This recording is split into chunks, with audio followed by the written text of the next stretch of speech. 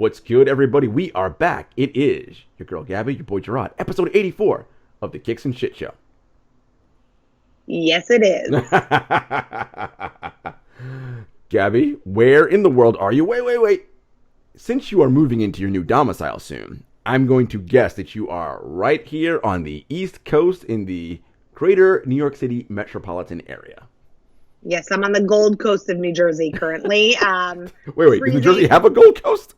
I don't know, but we're going to go with it because it sounds fancy. But I did find out something fun from JR, one of our guests and good friend of ours as well, that I am moving to what is dubbed as Rappers Row. So very excited about that. Picked up my keys this morning. Oh, dear God. Me, Iced Tea, and Coco going to be shopping at Whole Foods. So let me give you a little piece of advice.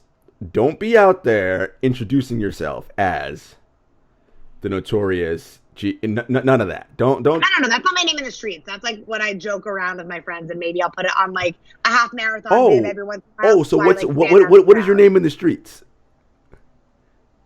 Gabby. Don't lie. You are lying. That's not what you did. What? Do I have a street name? No, I'm no good because I'm so hood. Like, come on. You see. This is. I know. That's what I'm saying. Don't get me started, Jay. Don't get me started. This is what I'm talking about. So yes, let's not do that when you perhaps potentially meet some fellow hip hop heads. Right. You know. There is no faith and no trust in this relationship. I know I like talk a big game, but I'm really like a Pomeranian out there where I just like making my way downtown and walking. That's the song that I equate to Pomeranians when they strut down the street. That's like probably the biggest white girl movie you'll ever see me do. Yes, I did just. Did you Vanessa Carlton us right now on this show? I did. I'm sorry and you're welcome at the same time, Jay. I just couldn't help it. I feel like, I don't know if this happens to you. We call it over in my work streets, when Mercury is in Gatorade, everything kind of goes awry, right? Like, let me tell you, the past 24 hours that I have had, right? The heat in my building isn't working, and specifically my apartment. I got all excited, super beautiful, sent a bottle of champs to the tenants who graciously handed their lease over to me. They moved into a house, so, pay it forward. They left me a nice bottle of Montepulciano. When I got there this morning, I'm like, got all my shit on lock, right? I got the movers book, I got the painters book, Verizon, everything is like my bed came before my carpet, which is coming before the movers and the mattress. Like, I feel like the stars were weirdly aligned, and then fucking Gatorade over here, Mercury in Retrograde, has made all my shit bug out the past 24 hours. Like, my computer keeps shutting off. We're like, well, you know what? One thing after another. In the interest of making sure we don't have any issues, let's get through what we got to get through here. Your girl can take a hint. I hear the Oscars music coming on. But Jay, before we dive into it, I do have to ask, because there's not a lot of times that you let me have this moment. What's going on in your streets, Jay? Oh, it's freezing outside. There's that. We are in the throes of winter. A snowstorm is coming to the East Coast, allegedly, this weekend. During my move, because of course, again. Yep. We'll see. I mean, this has happened many times in the past where large things have been predicted and then nothing actually happens. So don't believe the hype, y'all. Take that as you want. Don't believe the hype. So we'll see what eventually happens. Either way, prepared for that. It's the holidays have passed us by, right? We're like already end of January and it's like beginning of February, and so it's the throes. I'm heading towards All-Star break. Like, okay, we got about 3 weeks or so, right, till All-Star break. Work's picking up in terms of just like lots happening right now. So just busy with sort of life, the rudimentary things that are in fact life. That's what I'm busy with. But also figuring out what I'm going to do come playoff time. Is there a team I'm going to go down and check out for a while, create some content around? I'm looking at you, Memphis Grizzlies. Ooh. We'll see.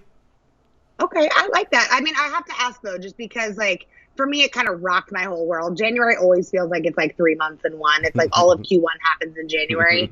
But it like really threw me off with the NFL kind of like bugging out this year, right? And I feel like adding in that extra week throws off the whole calendar. And at first I was like, is All-Star going to get pushed? Like, is the NFL really as big as it is? The answer is yes, my friends. It is that big. But I do think February is a crazy month. Like the Pro Bowl and NHL All-Star happening in Vegas. Same weekend. Will you be in Vegas for that? I will be in Vegas for that. And I might actually Jarod, if the stars align and we get out of Gatorade successfully, I might even be in LA for the Super Bowl this year, hoping that we see a nice little Rams play in LA situation with Matty Ice Part Duh. Rams play in LA with Matty Ice. You like that, right? But I will say, the one thing I want to talk about, right, and I know we have this on our list for things that are cooking in the industry, is I want to talk about my man's Odell. I don't want to claim him as my man since whenever he left the Giants, but like... No. He didn't leave the Giants. He was traded away. He didn't leave. When he parted ways with the Giants, when they departed from each other. There we go. Anyway. I mean, technically, that's not even true. The Giants traded him. He didn't say, I want to go. All right. When the Giants I'm just saying. Traded, I know. You can fact check me. That's okay. I'll retweet my verbiage. But don't you tell me I'm long-winded on this episode because of that. So when the Giants traded Odell, he was no longer my man's. You know, I'm a loyal bitch. But I will say, I always love following his career. He's a super talented player. But I gotta say, you know what really grinds my gears, Jay? What is our man Odell doing? Trading his entire bonus for NFT? For crypto. Crypto? Yeah. And for NFTs and cryptos and all this stuff. Like, here's my thing.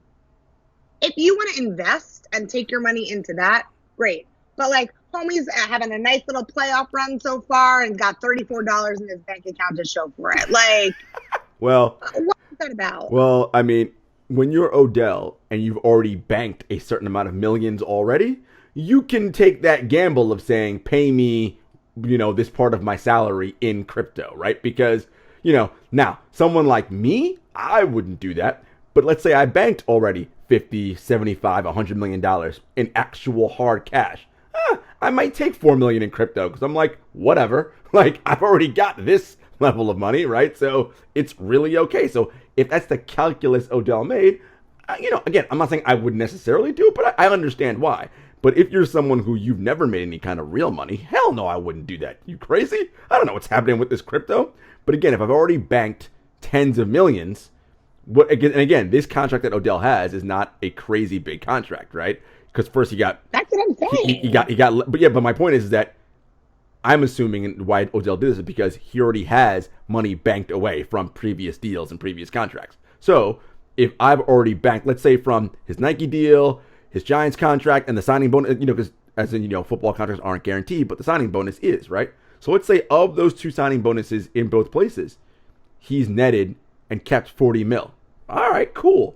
This Rams deal was like, with all incentives in, a few million, not a lot, right? So, okay, I get it. I already got my 40. I'll take this in crypto. So I can see the rationale behind it. Now, if I didn't have that 40 million in the bank, hell no, I'm not doing that. I mean, I get that, I guess. But, like, here's my thing, right? There's two analogies that I have here. One is you talk about a really good point that, you know, it's a different income bracket. So that money for him, it's like when Drake took that girl on the crazy date. And if you actually broke down the funds versus the average person's cost of living, it was like, great, you got $11 for the day. I'm going to take you to McDonald's, honey. Right. How you like it? It's right. It's all relative based on where you are. You know what I mean? Yeah. Absolutely. But the thing that for me is just so funny, like I feel like right now he's like the plastic surgeon that, you know, everyone's complaining about the prices being too expensive, and he's out there driving a brand new Maserati, like straight out of the lot. You know what I mean? And I just think that keep the money, figure out how you want to invest it. Like, that's my move. Like, I get you want to cut out the middleman, but like $34, my guy. Sheesh. I mean, look, if again, and you know, look, I don't invest in crypto or any of that funny money, but look, if that's what y'all want to do, if y'all who can do it, do you. Who am I to judge and pocket watch and tell you what to do with yours?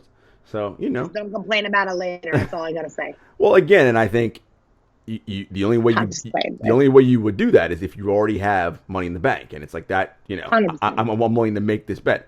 Now, the other world of like crazy things, blockchains and NFTs. So Nike, we know, is out here in these NFT streets.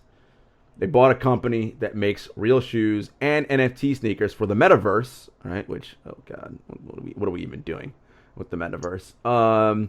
Because their whole point is, well, people are going to want to collect digital sneakers just like they collect sneakers in real life. And of course, Nike being a company that's sole mission is to make as much profit as possible. Let me jump in this pool and get in on this NFT wave. What do you think about this?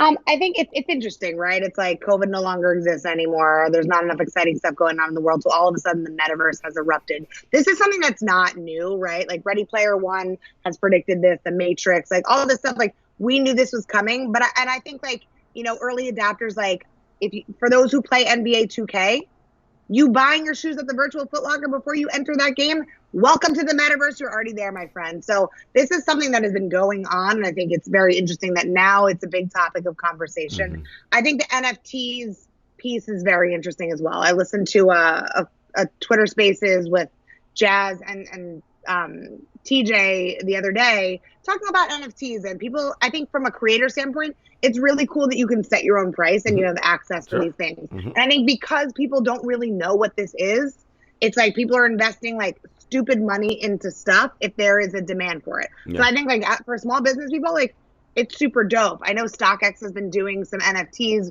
with Nike and Adidas. I would love to be a fly on the wall on what that conversation is like from an IP standpoint, because that's where it gets a little bit dicey, right? Like who controls the ownership? What does that look like? And like, say Steve Aoki, for example, drops like 30 NFTs. Is one of them going to be of value? Or all of them? Yeah, we don't know. Is the collection? It's like, mm-hmm.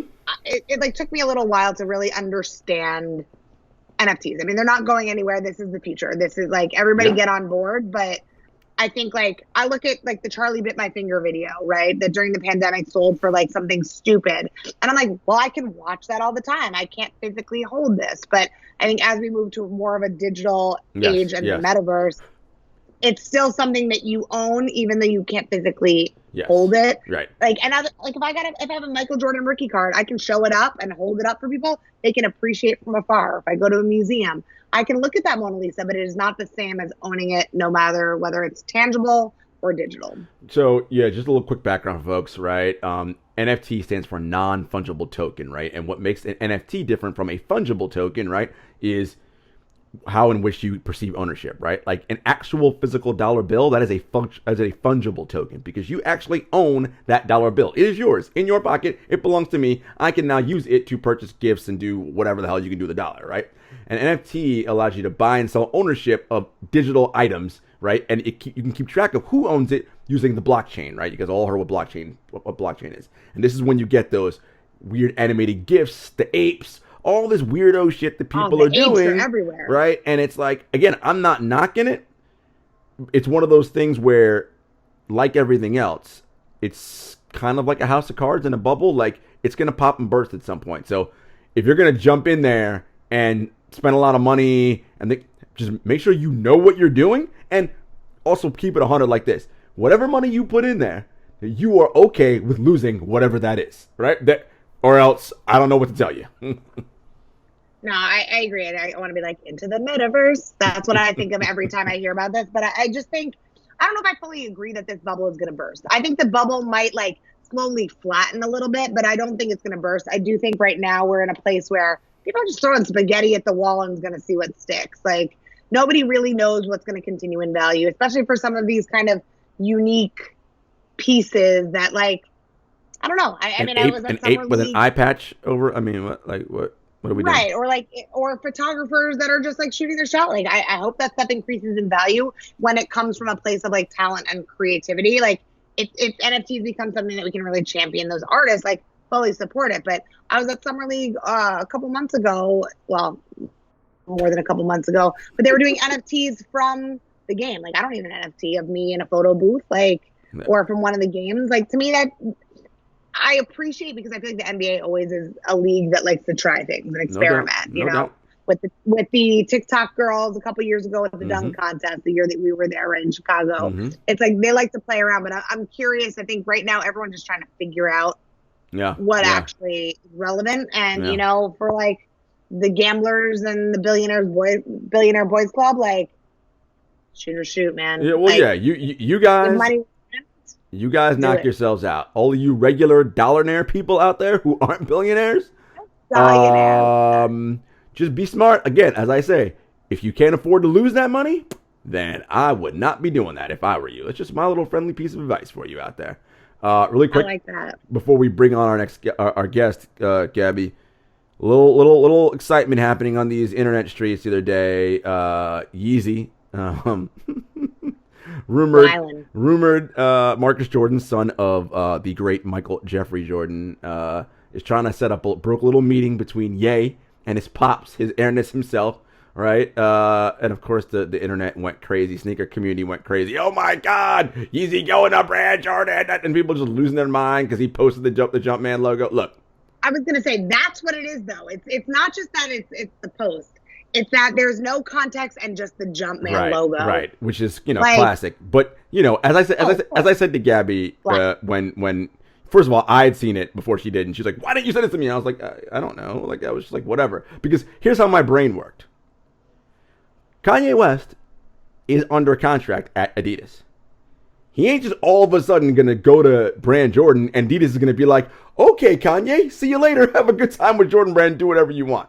Like that's not how this is gonna work. So that's the reason why I didn't lose my mind, because I'm like, look, he maybe have a meeting with Michael Jordan, Marcus able to broker that, whatever. That don't mean a shoe's coming out in Q2. Okay, like he is Adidas's #1 moneymaker right now. Again, they're not gonna be like, "Sure, my guy, see you later. Have a great time." Right? Like that's not how this is gonna work. So that's why I didn't get too amped over it.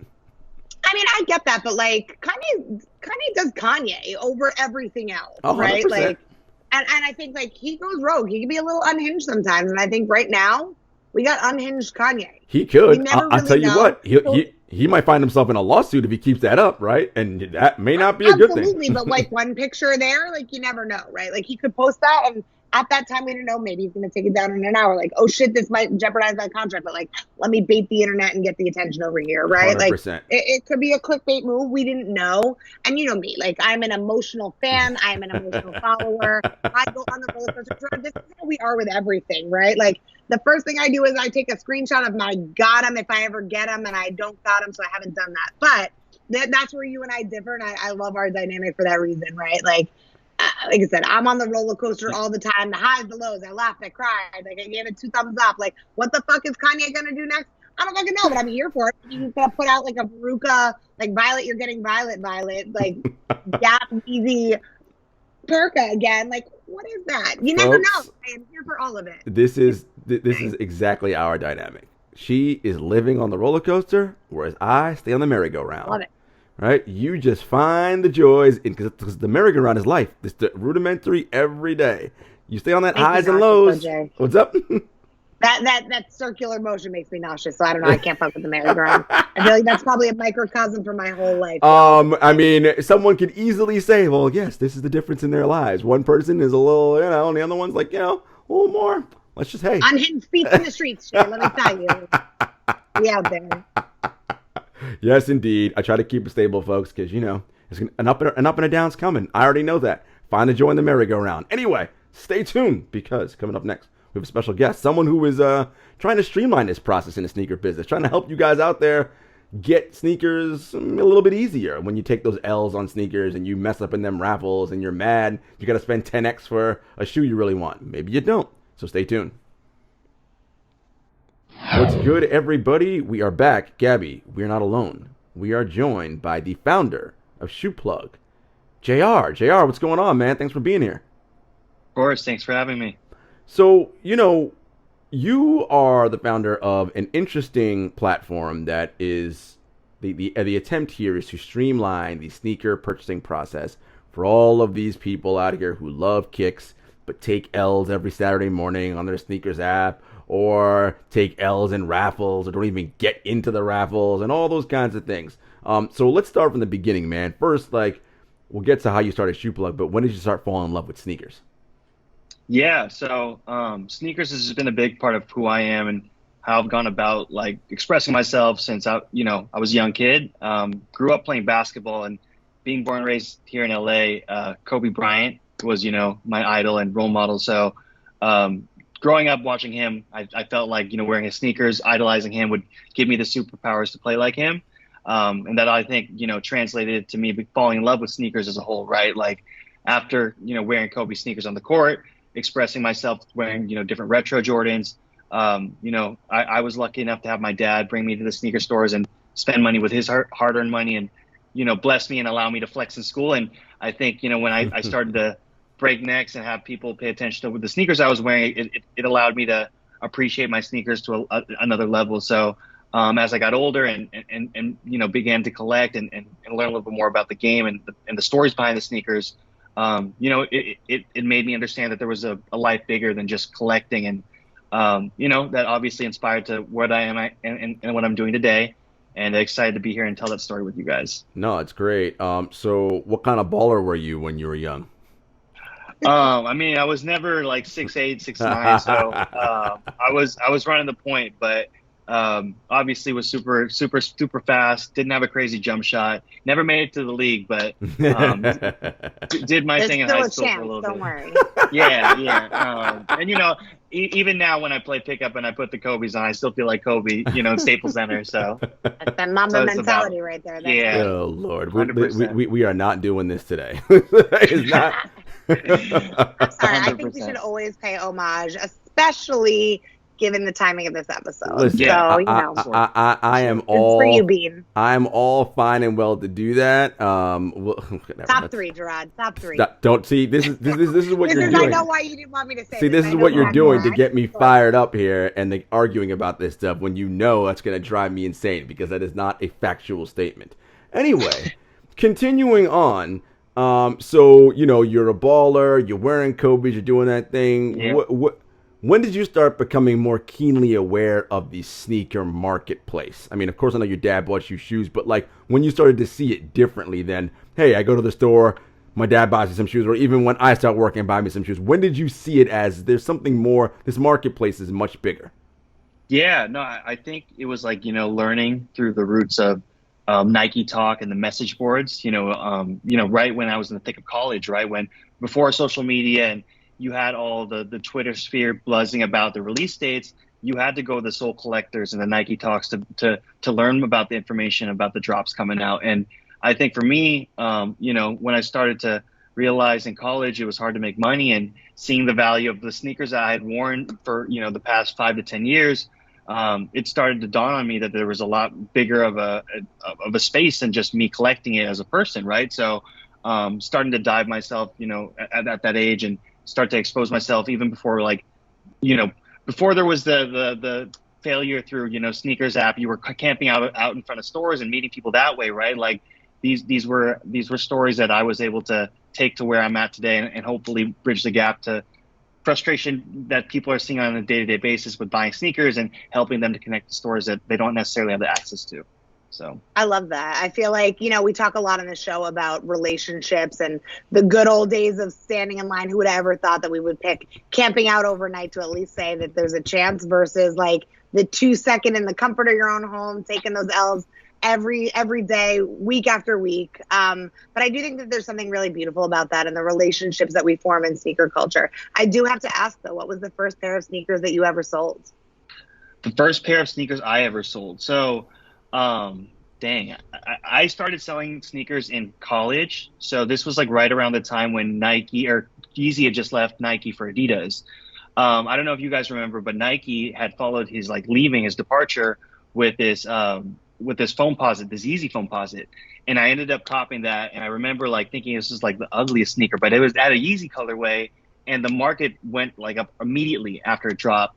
And I remember listing that sneaker on Craigslist, before the time of GOAT or StockX, yes. and found a local buyer. And for the first time in my eyes, I was like, wow, there's a power in making profit over sneakers, and built that relationship. I know that's someone that, I'll never forget that interaction. And I was scared, never doing that interaction beforehand, but realizing how sneakers were bringing people together.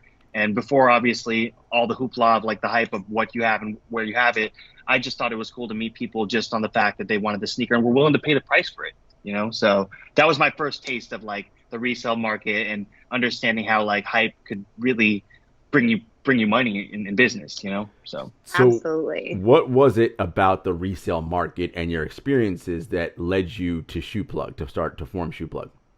Yeah, so it was after that I started to obviously try and do my best to learn about the sneaker resale market and where people resold sneakers. And being born and raised here in LA, we were lucky enough to grow up around Flight Club and Riff and some of the major in my opinion, landmarks in the sneaker game. And I would go there and be excited to consign my sneakers. And also after looking on eBay and online to find these sneakers, actually go there and look at it like a museum and see these sneakers in person. So it was like me building these relationships with these stores. I started to kind of realize that, beyond the resale market and me selling sneakers to, X or Y, the core of the sneaker community was with these sneaker businesses, right? Like this is where the hype, in my opinion, was really started from. Mm-hmm. So, this was before GOAT and StockX had come out. I had looked at the opportunity to connect with the local sneaker business community and try and partner with them to be a bigger platform than their local area, right? Like we're in a society, and even that now and even back then, where everything is sensationalized by social media. But for the most part, these local sneaker business communities, even though they have a lot of followers, they're not really getting purchasing power outside of their local city. So knowing that and knowing that there's an opportunity, even if you're in LA or New York, to have a customer in Austin, Texas, or Minnesota find out about you, it's something that, in my opinion, is priceless. And I think at the time, I saw like me being in LA and finding out about a store in Miami or Orlando, like the coolest thing in the world. And I think even today, even as the sneaker game continues to go crazy, these local sneaker stores are like, amusement parks for their local area, and I think that being able to bring customers to that attention and, support something like that instead of someone that's just hyping themselves up on Instagram, I think drives much more of a purpose to the actual sneaker culture than obviously someone that wants to flex on Instagram. So I was going to ask you, just especially as you mentioned, like stores in Miami, totally agree. I mean, I'm the same way. Jarod knows beats in the streets, likes to check out all the hot spots wherever I've been traveling in the past few months, especially. But how, especially with everything being so crazy right now, do you use social media as a tool to connect beyond the LA market? I know that's where your home base is, and I know that probably the basis of the relationship. But as you continue to grow and expand, talk more about kind of this new community and how connection is a big piece of that.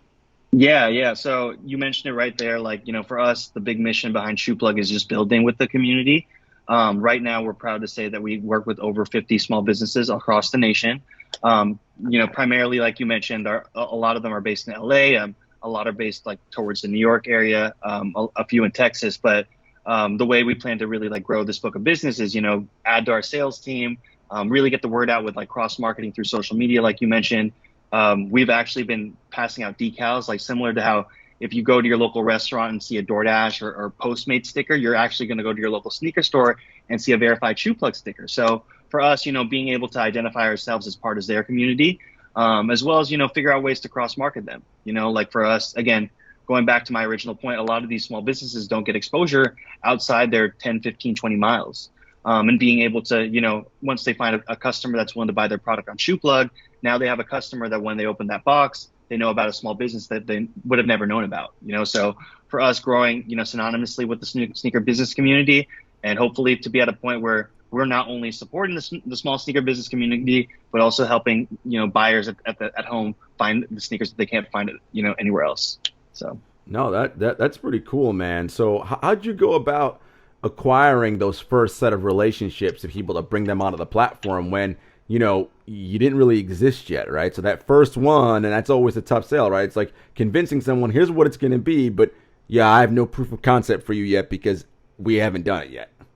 Yeah, selling the dream. I think, at the time, I think the beauty of like, where I was at with the business and the person I started the business with, I started it with my roommate, and for us, like we both started the business with like-minded idea of how we were going to get to where we needed to go. But I think with that, you also have to understand the patience in the process. And, for us, understanding that even though we were selling a dream, we have to have people that are early adopters to prove our concept, I think is huge in scaling any business. And I think what you were asking, like, how did we get our first buy-ins? I think it was just building that trust and showing that, hey, like, the reason why we want you to be a part of this is because we think that you're going to be a big part in making us to what we need to be, so before we could bring them value, showing how valuable they are to our system. So that way that, as we grow with them, they understand that they're going to get the benefit of us growing with them.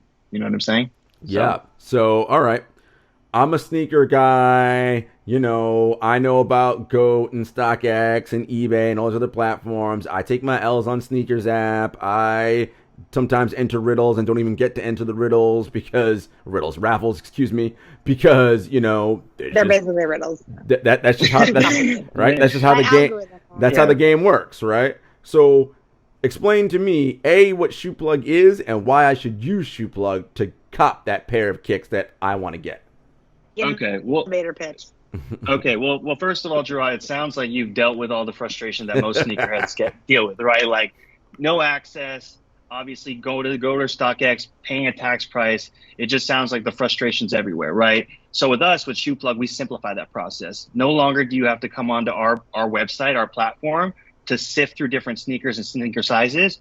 All you do is you simply fill out a form with your email address, the sneaker you're looking for, and how much you're willing to pay.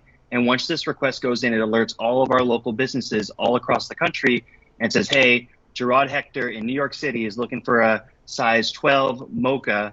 And once that request goes in, the sneaker store that has it responds to you and says, hey, Jarod, I have it at this price. Once you say, hey, I'm willing to pay it, ShuPlug sends you an invoice. And the beauty of us is we only work with verified sneaker stores. So we already 100% trust they're authenticated. You're not going to have to worry about them being faked or shebang, not the real thing. And they ship it directly to you and you get it within 3 to 5 business days. So our biggest thing is efficiency and ease of shopping. And we understand, from a customer perspective, how hard and challenging it's been to acquire. And obviously also the weight, with StockX and GOAT, we know that they have to verify and authenticate. And we know that there's not much transparency, but with us, you know exactly who you're getting your sneakers from. And we're actually very proud to represent that because they're small businesses that, we want our customers to find out as well. I love that. So let's say something happens. I get those size 12 mochas and I don't know, they're not what the person said they were. What is my recourse? How do I? Well, no, I mean, these are legitimate questions. We keep it 100 on the kick finish. We talk about fair question. We take all questions here. So to date, we've been in operation like 2 years under our new business model. We actually haven't had that happen yet. Okay. But, in a case that it does happen, for us, we would take full ownership. Again, from a customer perspective, you would get a refund if you would, show us proof that your sneakers aren't as they were, requested, and we would account that internally with our partner. You would send us back the sneaker and you would get full refund for what the sneaker you purchased. I like that, man. I like that. Today we're proud to say that's never happened. So that's a flex that we definitely want to share. Okay. That's like skydiving odds right there. I like it. Yes. Yes. I think the thing for me is like the form is super easy, right? So there is something there that just like the ease of application. Like it takes you 2 seconds. I feel like on a lot of the other platforms, you've got to like sift around. You have to like do your research and all this stuff. And then you're like, boom. I do have to ask though, like, I almost feel like we're in kind of like a Freaky Friday situation. Are the stores like how we are on Sneakers app trying to get that W? Like, what does that process kind of behind the curtain look like? Like, are sneaker stores like first come, first serve? Like, oh shit, I took an L. I didn't sign up right at 10 a.m. on Tuesday. No. Like, I'd love to know more about that. Well, 100%. So the way it works internally is once the customer comes and makes the request, whatever sneaker it is, it usually goes to, whoever wants that sale. Like the beauty of our platform is it's first come, first serve, but it's also like those that are most active get the most opportunities. So we obviously want to make sure that those that are supporting us, fulfilling sales, obviously a big part of fulfilling orders, but at the same time, product availability is the biggest thing as well, right? So we know all stores aren't going to have the sneaker that Jarod or Gabby want. So the sneaker stores that do, they get a chance to respond. But the one that responds with the best price are the ones that you guys are going to get to hear from, of course. So I like that it's based on the best price too. Like that's like major key alert right there. Of course. I mean, that's pretty dope, man. So how did you, you said you and your roommate started, was this all self-funded? Did you get some angel investors, some VC money? Like, how'd you guys start the biz? Yeah, I'll tell you a little bit about my background and kind of where we are today.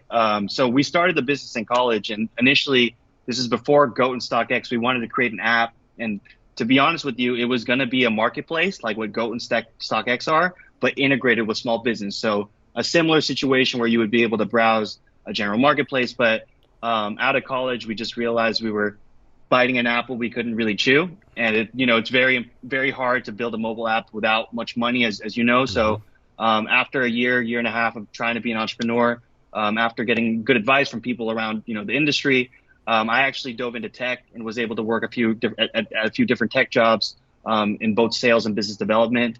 Proud to say I worked at Yelp, Dropbox, and then most recently DoorDash. And actually worked at DoorDash up until the middle of last summer, like in the heat of the pandemic. So was able to really ramp up with there. They went IPO. They did really well, obviously, during the pandemic. So made a lot of good money and have been able to reinvest that money and that capital into building ShuPlug. And we really took the pivot to this platform that it is today in early 2020, like right before the pandemic hit. And it was essentially to simplify the buying and selling process, right? Like we understood that, I'm sure you guys know, beyond GOAT, StockX, you look at the landscape of marketplaces. You have Grail, you have eBay, you have Facebook Marketplace, right? Like it's often confusing. And you know, for me, I think as a buyer, what I started to realize was everyone wanted to support local. You know, this is even before the pandemic. People were tired of just shopping from XYZ online, especially with the rise of Amazon. They wanted to go to their local business and support them. So, you know, with that, again, going back to your original question, Jarod, it was going to these small businesses and say, hey, do you want to join this community of small businesses that, you know, we're going to grow with other small businesses, and you have a small business network that when you travel to Miami, you travel to Chicago, you say you're a part of the ShuPlug family, you get love within our team, you know? So it was in early 2020, you know, while I was still working at DoorDash, just on my hustler entrepreneur grind. Me and my business partners scraped up some funds. We partnered with our CTO today, who is an engineer at Acorns, and he built out this process that we have right now where, again, as you mentioned before, it's a pretty complex tech stack. But on the customer end, it's pretty simple. They just fill out the form, and once this form comes in, it pings our network of stores. And, you know, been proud to say we've been growing like crazy the last 2 years, and had our claim to fame last summer with Isaiah Thomas, which would love to talk about if you guys remember that. Yeah. We'll get to IT in 1 second. The question I had before that, though, is, all right, besides all the cash you made when you cashed out a DoorDash, right? When you did all that and did when the IPO happened, you worked at some interesting places, right? DoorDash, Dropbox, and YUP. What was something you took from those places that you were able to apply to what you're doing at ShuPlug?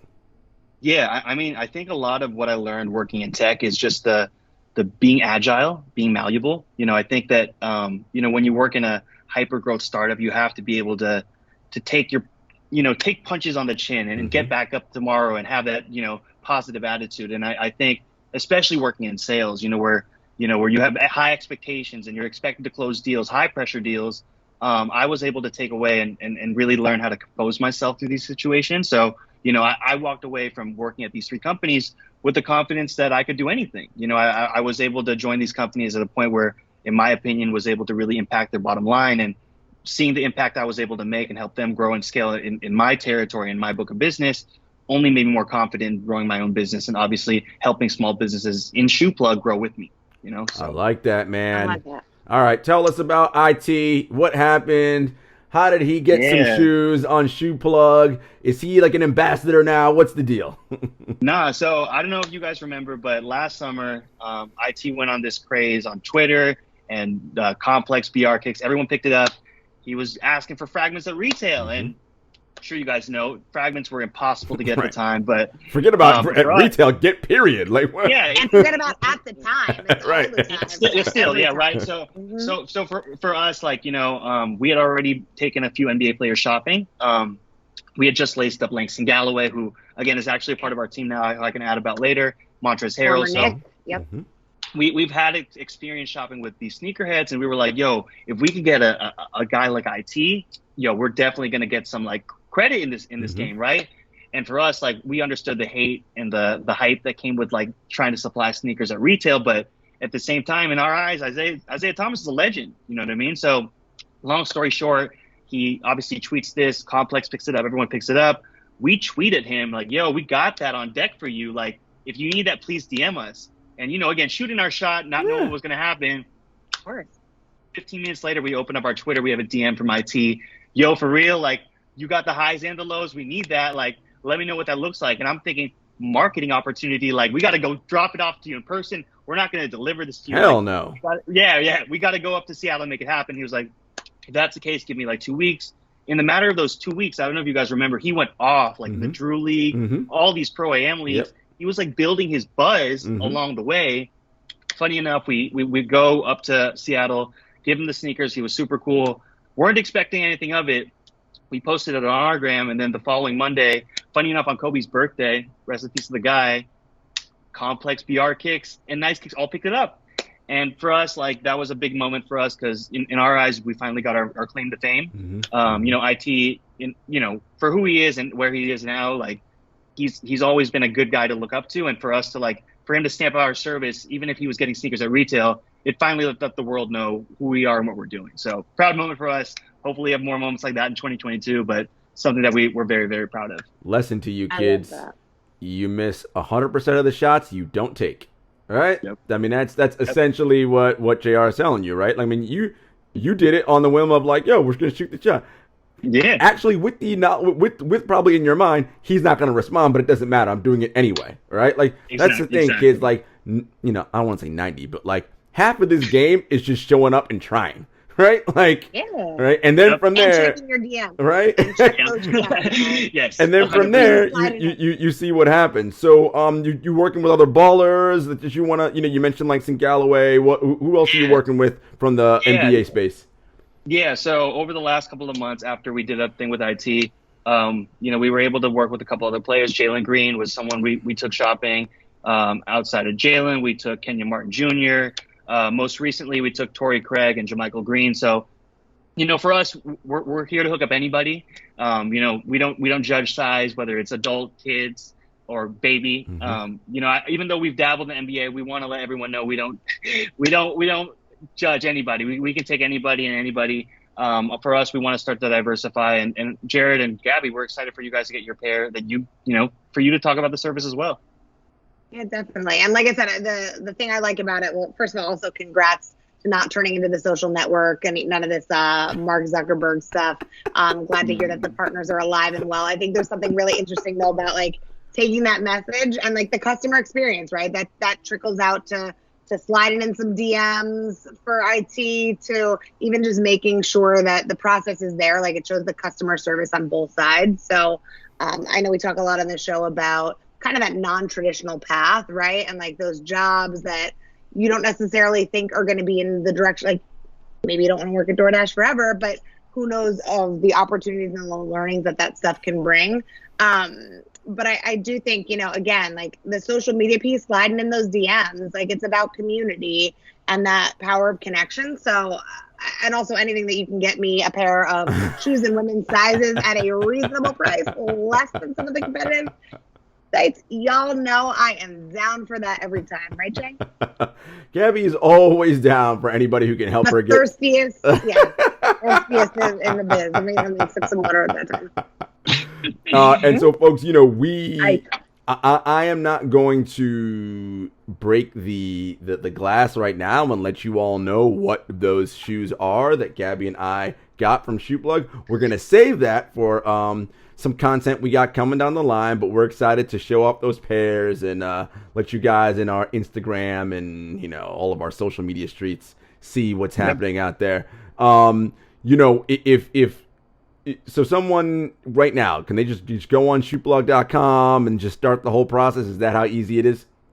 Yeah, so there's two ways to shop with ShuPlug, both as a consumer and as a business owner. So we are B2B and B2C. Yep. The way our platform works is you can come on, you can fill out the request form, and once that request comes in, it alerts all of our stores that, hey, Jarod or Gabby are looking for a certain sneaker. So that's number one.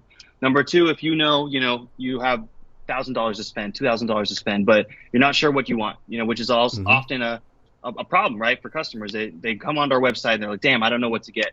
You can actually make an appointment with us. And I think that's kind of another value prop of us. We're very proud to say that we take time to talk to our customers. I think, when buying through Goat or StockX or any through these marketplaces, you don't get that in-person touch.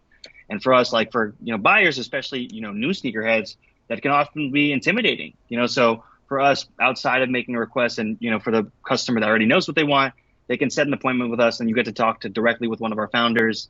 And we can walk you through exactly what inventory we have, what options we have, make personal recommendations. Again, like we like to think of ourselves as a personal sneaker shopping service, as well as a concierge service, so we can point you in the right direction as well as help you what you need. And then from a business perspective, like I mentioned before, you can come on board to join our platform, make extra money from a sales perspective, and as well as like acquire new inventory, right? Like because we work with other local sneaker stores, we do provide a bulk option. I know that's a question we get a lot. I think a lot of up and coming sneaker sellers and sneaker store owners want to figure out ways how to acquire inventory, and that's something we're very proud to say. Because we have these relationships in LA and New York and everywhere in between. Store owners that are looking to increase their inventory or don't have access to pairs that might only be available in LA and New York, we're happy to, be that middleman to help facilitate. Love that. I like that. All right, folks, stay tuned because coming up next is something that, Gabby talks about this all the time. So we're going to debut Feats in the Streets. Yeah, that's right. She's been teasing this for months now, and JR is going to show us what he's rocking these days and what feats are on in the streets that he's in. So stay tuned. What's good, folks? Now listen, since Feats in the Streets is Gabby's idea, her brainchild, I'm going to let her kick off our inaugural Feats in the Streets segment. So, Gabs, take it away. I mean, Jay, you know how hype I am about this. It's like Happy Hanukkah, Merry Christmas, Happy ready to go. See, we're all ready. You see what I'm saying? we're on the rails, Jay. Don't worry, we are on the rails. But I think, we talk a lot about Feats in the Streets and like what we're really rocking, right? Like what is the live stuff? What are those pairs that are meaningful to you? But like, wear your kicks, y'all. So I'm going to pass it over to you, JR, and I'd love to know what feats you're rocking in these streets. What feats am I rocking? So for me, a classic that I think that came back to the surface last year after the movie came out, Space Jam 11s. I think are a must. These are definitely in my collection. A classic I always keep in my collection. Another one that I think is near and dear to my heart is the original Pirate Black Yeezy 350. Oh, yeah. Yeah, I think that these are slept on people, but I still wear these, but I think that these are, one of Kanye's greatest creations that get slept on a lot. I like that. These are my top two, and then I got some Kobe's too. Well, I was gonna say you always got to rock your Kobe. So what is your overall position on wearing sneakers, right? So like everyday pairs, right, for your feet in the street versus, Space Jams, you wear them, but you don't wear them all the time, right? So how do you determine? Why would you not wear them all the time, Jay? It's a classic. Maybe he does. I'm asking. So how do you determine what's an everyday I wear pretty regularly versus, all right, like chill with those? I think when it comes to sneakers, it can be a seasonal thing, right? Like I think you have your rotation where you wear your sneakers a lot for a certain time and then you shelf them, right? So I think when it comes to what sneakers you wear, like on a special occasion, those are like rare, but for stuff like this, you keep in your rotation. Like Space Jams, I wear every so often, but I'm going to wear them from like December to January, then shell them again till the next year, right? So they get their run, their slight run, and they get put back, and that keeps them icy and cool, so that way they don't get beat too quickly, So I like that idea. 11s in December is always a win, but yeah. If you, and I love this question because one of our former guests asked this to Jarod and I, flipped the script on us a little bit and asked what are those pairs of sneakers that you have if you had to run out, if there's like the building is on fire, what is by your door that you put on in a pinch? Dang, that's a good question. Right? I think for me, it would have to be like my Travis. I have the Travis OG. Look at this guy. The reason I say that is because I actually got it for my little brother as a gift. So like it has like a sentimental value more than like the hype value. So that would be the reason why I would go get that pair. But Gabby, why the building got to be burning? So if the building's burning, that means my sneakers are burning too. Yeah, I'm going down with the ship if that happens in my okay, home, all right, no. Take me, just don't take my sneakers. Oh my God, you are. You see, this is. For me, I got a pair of Air Max 90s by the door. Like I think those are just quick slip-ons because I think if you're in a rush, it's what can I slip on real quick that I don't gotta like. Oh man, let me pull out the lace and gotta retie. Like I don't got time for all that. Like I need something I can quick slip in and get out of here. So that functions everything. I mean, I've been traveling a lot, as you guys know, and I feel like I love a good Panda Dunk. That's been kind of my go-to travel shoe, but that is not a slip-on, slip-off either. But the Superstars, I feel like that's like an easy go-to. I go through those like Yeah. I changed my I underwear. mean, for me, it's anything low, right? Because like the 11s, anything high, I gotta start unlaced. I got no time, too much time. Building on fire, we're gonna burn. Nah, I gotta go with it. If we're Thank you going for leaning comfort, into that one, Jay. I was gonna say if we're going ease of comfort, I actually have some New Balance 550s that I've been wearing pretty regularly, the ALD collab. So that would be like my slip-on run around. But in regards to like saving, that's what I came to in my head. Like the building's on fire, I gotta save one pair. That would be the pair I'd put on to save because of the sentimental. So, the Emilion doors, huh? I may have to get on ShuPlug and try to find me a pair of those Emilion doors. I like those. Because those are a nice little collab. Yeah. I was gonna say those go with everything. Yeah, too. they like do. That's a whole new vibe. JR, man, this has been a pleasure. We loved having you on. Tell the people where they can find you and where they can find more information about ShuPlug. Yeah, so we're on Instagram, TikTok, Twitter, you name it, at ShuPlug, SHUPLUG. If you guys ever want to try out our service, come onto the website. It's SHUPLUG.com. I'm one of the founders here at JR Austria. You can also find me on Instagram. I'm actually off Instagram right now. Follow our business Instagram. Are you hiding? Are you hiding from somebody? No, just off the grid. Focus on the business. So if you guys want to follow anything, follow ShuPlug. It's SHUPLUG. That's where to go. We love it, folks. And as always, you know where to find us. We are part of that Count the Dings family on the Bomb podcast feed. You can find us with the original Bomb show. You can find us with Woke Bros, Rap Names, the new Euphoria recap show, all that jazz, right? That's who's on the Count the Dings Bomb Podcast Network, and of course us, and we are at Kicks and Shit Show on all social media platforms. Until next time, peace. Later.